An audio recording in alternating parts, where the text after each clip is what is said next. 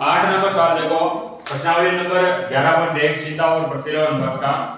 8 में देखो, रश्मि के पास एक सड़क का मानचित्र है जिसके पैमाने पे 1 सेमी की दूरी 18 किलोमीटर को निरूपित करती है। यानी एक मानचित्र है, उस मानचित्र में 1 सेमी की दूरी सड़क पर 18 किलोमीटर को दिखाती है। अपने को बताना है वह उस सड़क पर अपनी गाड़ी से 72 किलोमीटर की दूरी तय करती है। यानी सड़क पर अपने 72 किलोमीटर चल लिए तो पैमाने की दूरी कितनी आएगी। तो प्रश्न में ये दिया हुआ है, एक तो दिया हुआ है मानचित्र में दूरी, मानचित्र में दूरी दे रखी है सेमी में, और एक दे रखी है सड़क पर दूरी, और सड़क पर दूरी दे रखी है किलोमीटर में। ठीक है, प्रश्न ये है अगर मानचित्र में 1 सेमी दिखाया है तो सड़क पर वो दूरी कितनी मान जाएगी, 18 किलोमीटर चल जाएगी। कितनी दूरी हो जाएगी, 18 किलोमीटर। अब प्रश्न ये दिया हुआ है अगर सड़क पर 72 किलोमीटर चलेंगे, कितने चलेंगे, सड़क पर ये दूरी है ना, तो सड़क पर कितने चलेंगे, 72। तो मानचित्र में कितने चलेंगे, इस पर मानचित्र पर कितने चलेंगे, यानी ये अपने को ज्ञात करना, ज्ञात करने के लिए सबसे पहले देखो, जब दूरी 18 किलोमीटर से 72 किलोमीटर होगी, दूरी बढ़ गई ना, तो पैमाने पर भी दूरी 1 सेमी से ज्यादा ही आएगी। यानी एक चीज बढ़ रही है तो दूसरी भी बढ़ रही है, यानी सड़क पर दूरी बढ़ी तो मानचित्र में दूरी भी तो बढ़ेगी। इसका मतलब ये कौन सा अनुपात हो गया, यह सीधा या कौन सा अनुपात है, सीधा या प्रत्यक्ष अनुपात। सीधा या प्रत्यक्ष अनुपात तो कैसे करते हैं इसको x1 मानते हैं, इसको क्या मानते हैं, x1 y1 या y2। इसका मतलब अपने को क्या ज्ञात करना है, क्या नहीं पता अपने को, x2 नहीं, क्या कर कैसे सूत्र लगाते हैं, x1 बटा y1 x2 बटा y2। मान लेते हैं 1 के बटा में क्या आएगा, 18, और उधर आएगा x2 के बटा में क्या आएगा, 72। तिरछा गुणा कर लेते हैं, 72 का गुणा 1 से होगा, 18 का गुणा किससे होगा, x2 से। तो 18 गुणा x2, 72 का गुणा 1, x2 कहां जाएगा, 18 कहां जाएगा भाग में, तो 72 के क्या जाएगा बटा में, 18 72 में 18 का भाग ले लो, x2 का मान कितना आ जाएगा, 4 इसका मतलब मानचित्र पर दूरी कितनी आएगी, 4 सेमी। कितने सेमी आएगी, 4 सेमी। प्रश्न नंबर 9वां प्रश्न में देखो क्या दिया हुआ है, एक 5 मीटर 60 सेमी ऊंचे ऊर्ध्वाधर खंभे की छाया की लंबाई 3 मीटर 20 सेमी है। यानी एक तो खंभा है और एक उसकी छाया है। खंभा अगर 5 मीटर 60 सेमी ऊंचा है तो छाया कितनी बनेगी खंभे की, 3 मीटर 20 सेमी। पहला प्रश्न इसमें ये पूछा गया है यदि खंभा 10 मीटर 50 सेमी ऊंचा होगा तो उसकी छाया कितनी बढ़ेगी। तो प्रश्न में क्या दिया हुआ देखो, एक तो दिया हुआ है खंभे की ऊंचाई, खंभे की ऊंचाई, तो खंभे की ऊंचाई अपने मीटर में ले लेते हैं। ये तो क्या दे रखा है प्रश्न में, 5 मीटर 60 सेमी, मीटर सेमी दोनों में दे रखी है ना, अपने किस में मान लेते हैं, मीटर। और एक दे रखी है छाया की लंबाई, छाया की लंबाई भी अपने किस में मान लेते हैं, मीटर। किस में लेनी अपने को, मीटर में। आओ देखते हैं अपने, सबसे पहले खंभे की लंबाई कितनी है, 5 मीटर 60 सेमी है। कितनी है, 5 मीटर 60 सेमी। 5 मीटर 60 सेमी में मीटर कितने होते हैं, 5.6। 5 मीटर 60 सेमी है ना, उसमें कितने मीटर आएंगे, 5.6 मीटर में आ गया ये। अगर खंभा 5.60 मीटर ऊंचा है तो छाया कितनी होगी, 3.20। समझ में आया, एक दो स्थान छोड़ के पीछे से दशमलव लगा दी तो ये मीटर में आ गया, यानी 100 का भाग दे दिया इसमें। अब पहला प्रश्न पूछा गया इसमें, पहला प्रश्न ये पूछा गया है अगर खंभे की ऊंचाई 10 मीटर 10.50 मीटर 10.50 मीटर है तो उसमें छाया कितनी होगी। अब प्रश्न देखो सिंपल सा, अगर खंभा 5 मीटर से 10 मीटर हो गया, खंभा ऊंचा हो गया ना, तो क्या छाया भी 3 मीटर से ज्यादा आएगी, अगर खंभे की लंबाई बढ़ रही है तो छाया की लंबाई भी तो बढ़ेगी ना। इसका मतलब ये कौन सा अनुपात आ गया, सीधा अनुपात आ गया, यह सीधा या प्रत्यक्ष अनुपात है। इस सवाल को कैसे हल करते हैं अपने सीधा या प्रत्यक्ष अनुपात को? सबसे पहले इसको x1 मानते हैं, इसको मानते हैं x2 और y1 और y2। यहाँ से क्या ज्ञात करना है अपने को? कौन नहीं पता, y2 नहीं पता, ज्ञात कर लेंगे। कैसे ज्ञात करेंगे? देखो x1 बटा y1 और यहाँ आएगा x2 बटा y2। इसके बटा में ये, इसके बटा में ये वाला मान कैसे लिखेंगे? 5 बटा 60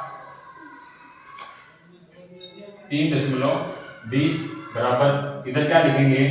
10.50 बटा में क्या आ जाएगा? ठीक है। तीसरा गुना करेंगे, y2 का गुना किससे होगा? 5.60 से, तो y2 गुना 5.60 0.7 लेके चलेंगे एक बार, और 10 दशमलव का किससे होगा? 10.50 का गुना होगा 3.20 से। आया हमने? कैसे हल करेंगे इसको? ये वाला मान भाग में चला जाएगा, तो y2 बराबर 10.50 गुना 3.20 बटा में क्या आएगा? 5.36। अब इसको अपना को क्या करना है? हल करना। हल करने के लिए सबसे पहले क्या करेंगे? दशमलव हटाएंगे। क्या करेंगे? दशमलव हटाएंगे। दशमलव कैसे हटाते हैं? देखो इधर दशमलव हटाने के लिए देखो, जब दशमलव ऊपर हटाते हैं तो जितने दशमलव के बाद अंक होते हैं उतने नीचे जीरो लगा देंगे अपने को, और जितने नीचे वाले होंगे उतने जीरो कहां लग जाएंगे? ऊपर लग जाएंगे। अब ध्यान से देखो, इस दशमलव के बाद कितने अंक? एक 2 अंक है ना, इसके भी बाद कितने अंक है? 2 अंक है, तो 2 अंक से ये 2 अंक से ये दोनों हट जाते हैं, बचा क्या? इस वाले दशमलव। जब इसको हटाएंगे तो क्या लगेगा? बटा में 100 लग जाएगा, बटा में 100 लग जाएगा। इस दशमलव के बाद कितने अंक है? 2 अंक है। इस दशमलव के बाद कितने अंक है? 2 अंक है। 2 अंक से 2 अंक ये दशमलव खत्म हो जाएगी। इसका मतलब यहाँ दशमलव में क्या बचेगा? 320 बटा में क्या बचेगा? 560। काट दो इसको। कैसे कटता है? 1 0 से 1 0 कट गया, 1 0 से 1 0, 0 वाले खत्म हो गए। अब देखते हैं किसका क्या कटता है अपने। अब बचा क्या? 105 गुणा में क्या बचा? 32 बटा में क्या बचा? 56। काट लो, कौन से पार्ट से कटेगा?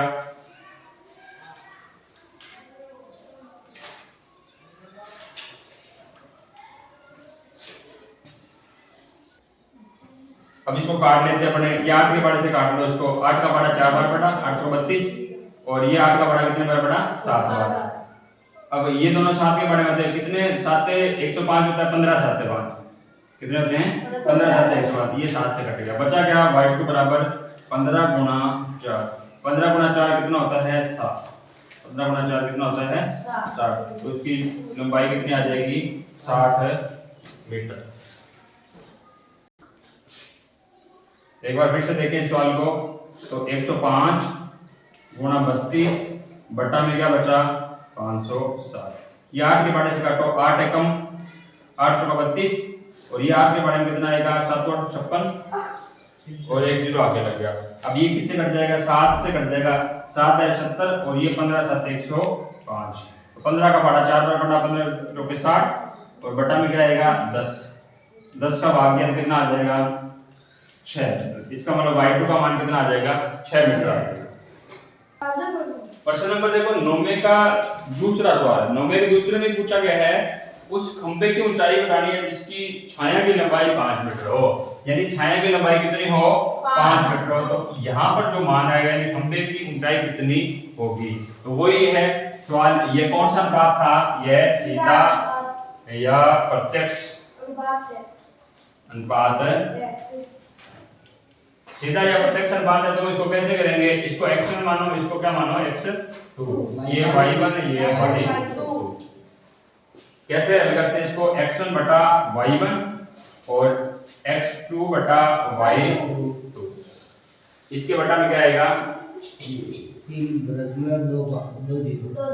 बटा में 3.20 बराबर में क्या आएगा? x2 बटा में क्या आएगा? अब देखो दशमलव यहाँ पर भी खत्म कर सकते हैं। कैसे खत्म कर देंगे? दशमलव के बाद कितने अंक है? 2 अंक है। नीचे भी कितने अंक है? 2 अंक है। अगर एक जैसे अंक हो तो ये दशमलव क्या हो गई? खत्म हो गई। दशमलव क्या हो गई? अब क्या बचा इधर? 560 बटा में 320, और x2 बटा 5। 1 0 से 1 0 कट गई। 5 का गुणा किससे होगा 56 से, 5 का गुणा किससे होगा 56 से, x2 का गुणा किससे होगा 32 से। तो यहाँ देखो आगे x2 गुणा 32 और 5 गुणा किसका आएगा, 5 का गुणा किससे होगा 56 से। x2 बराबर 5 गुणा 56 और बटा में क्या आ जाएगा 32। काट लो वही, ये किस पाड़े से कट रहे हैं 8 के पाड़े से, 7 बार, ये कितने बार कट गया 32, कौन से पाड़े में आता है 8, कितने बार आया 4 बार। इन दोनों का गुणा करो, 5 का बड़ा 7 बार बटा कितना आ गया 35, बटा में कितना आया 4, 35 में 4 का भाग लगा दो, कितना आएगा 8 चौका 32, 8 चौका 32, बचे कितने 3, ऊपर से 0 30, दशमलव लगाया 7 28, बचे 2 5, यानी छाया की उस खंबे की ऊंचाई कितनी होगी 8.75 मीटर या 8 मीटर 75 सेंटीमीटर। कितना आएगी 8 मीटर 75, ये x2 का मान। चलो प्रश्नावली नंबर 11.1 का 10वां सवाल देखते हैं। इसमें माल से लदा हुआ एक ट्रक 25 मिनट में 14 किमी चलता है, तो यदि चाल वही रहे तो वह 5 घंटे में कितना चलेगा, ये प्रश्न है। तो इसमें क्या दिया हुआ है, एक से तरफ दिया हुआ समय दिया हुआ है, समय किसमें दिया हुआ मिनट में दे रखा है, और एक में दूरी दे रखी है, दूरी किसमें दे रखी है किलोमीटर में। अब प्रश्न में देखो समय सबसे पहले कितने मिनट चला 25 मिनट, ट्रक कितना चला 25 मिनट चलता है, 25 मिनट में कितनी दूरी चल गया 14 किलोमीटर चल गया, कितनी चल गया 14। आगे देखो एक लाइन दे रही है 5 घंटे में कितना चलेगा, 5 घंटे में कितना चलेगा। तो लेकिन अपने समय किसमें बढ़ाया है मिनट में बढ़ाया है ना, तो 5 घंटे में मिनटें कितनी होती है पहले वो देखो, 1 घंटे में 60 मिनट, 300 मिनट, 5 घंटे में 60 गुणा 5 कितने मिनट हो गई 300 मिनट हो गई। 300 मिनट में वो कितना चल जाएगा वो अपने को बताना है। अब बताओ सीधा अनुपात है या प्रतिलोम अनुपात है, सीधा कैसे, समय अगर 25 मिनट है 14 किलोमीटर, 25 से समय ज्यादा बढ़ गया, समय ज्यादा बढ़ेगा तो चाल हुई रहेगी तो दूरी भी तो बढ़ेगी। ये कौन सा अनुपात आ गया, यह सीधा या प्रत्यक्ष अनुपात है। सीधा या प्रत्यक्ष अनुपात के सवाल अपने कैसे करते हैं, इसको x1 x2 y1 कैसे लिखते हैं, x1 बटा y1, इसी प्रकार x2 बटा y2 मान लेते हैं। 25 के बटा में कौन आएगा 14, 25 के बटा में कौन आएगा 14 बराबर 300 के बटा में कौन आएगा पता नहीं, लेकिन अपन का बना हुआ है y2 बना हुआ है, तो 300 के बटा में आ जाएगा तिरछा गुणा करेंगे, तिरछा कैसे y2 का गुणा 25 से, 14 का गुणा 3 से, तो देखो कैसे लिखेंगे y2 गुणा 25 बराबर 300 गुणा 14 आया हमने। अब जो 25 गुणा में गुणा वाला कहाँ जाएगा भाग में जाएगा, भाग इधर देखो y2 बराबर तो 300 गुणा 14, 14 के भाग में कौन आ जाएगा 25, कौन आ जाएगा 25 आ जाएगा। काट लेते हैं 25 के भाड़े से, 25 एकम 25, 25 के भाड़े में 300 कितनी बार आता है 10 बार में तो 250, 11 12 यानी 12 कितने बार में 12 बार, ठीक है। तो y2 क्या आ जाएगा 12 गुणा 12 गुणा 12 को 14 से गुणा कर लो, 14 जाएगा 140 और 14 दूनी 28, 140 और 28 कितने होते हैं 168, यानी कितनी दूरी चलेगा 5 घंटे में कितनी दूरी चलेगा 168 किमी दूरी तय करेगी। कितनी दूरी चल जाएगा 168 किलोमीटर। सवाल नंबर 10